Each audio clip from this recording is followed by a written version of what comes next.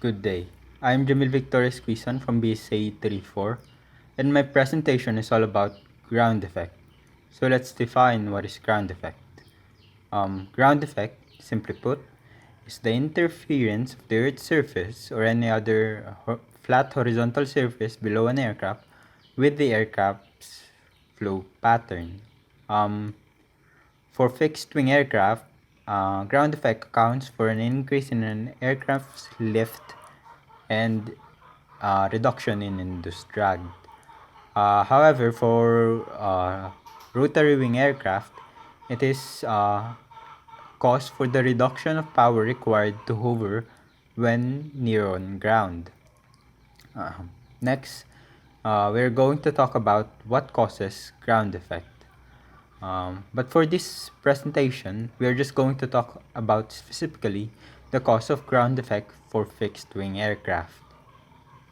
Let's begin with the basic knowledge that when an aircraft wing is near the ground within a wingspan length, wingtip forces vortices are impeded, resulting to a smaller and more elliptical than circular vortex. This in turn results to the effective aspect ratio of an aircraft wing to be greater than its geometric aspect ratio. And from the formula for the coefficient of induced drag, we know that the greater aspect ratio results to reduce induced drag, and thus smaller total drag for the aircraft. More so, the reduced wingtip vortices also results to downwash of the aircraft to be reduced, resulting to an increased pressure differential between the upper and lower wing surface compared to when the aircraft is above ground effect height, and subsequently a higher pressure differential between the surfaces of the wings result to greater lift. So in summary, um, ground effect is simply the result of the impediment and distortion of wingtip vortices, resulting into a greater effective aspect ratio of the wing, plus reduced upwash and downwash, which in turn results to a total reduction in total drag and increase in lift. Next, we are going to talk about the other characteristics of ground effect. First, reduction in induced drag with respect to the altitude of the wing of the aircraft measured based on its wingspan follow a circular curve. As seen in the graph on the screen.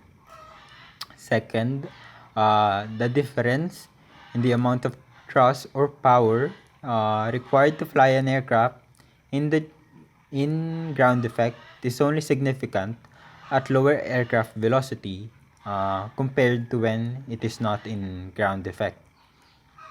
Lastly, the increase in lift of an aircraft flying in ground effect grows higher at higher angle of attack, but an aircraft flying at ground effect would stall at lower angle of attack compared to an aircraft flying not in ground effect. Other than that, the zero lift angle of attack for a similar aircraft flying at GE and not in ground effect remains the same. Finally, we are going to talk about the effect of ground effect at landing and takeoff of a fixed-wing aircraft where it is usually experienced. Floating is the phenomenon called during landing that is attributed to ground effect, wherein the landing aircraft briefly stops descending just before it touches down.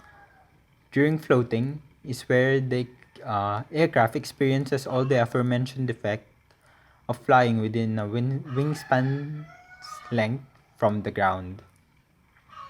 While during takeoff, uh, ground effect allows aircraft to climb even before it reaches recommended takeoff speeds. This phenomenon can be either beneficial or dangerous depending on the circumstances.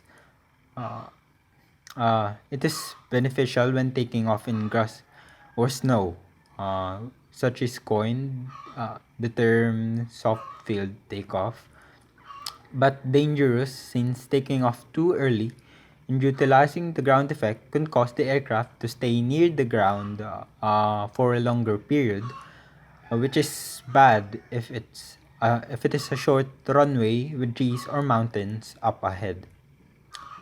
Uh, Lastly, for added content, there are some vehicles that utilizes ground effect to their advantage. Uh, the aircraft on the screen are the A90 Olyonok and the MD-160 Ekranoplan, both of which are developed during the Soviet Russian era. So that concludes my presentation. Thank you.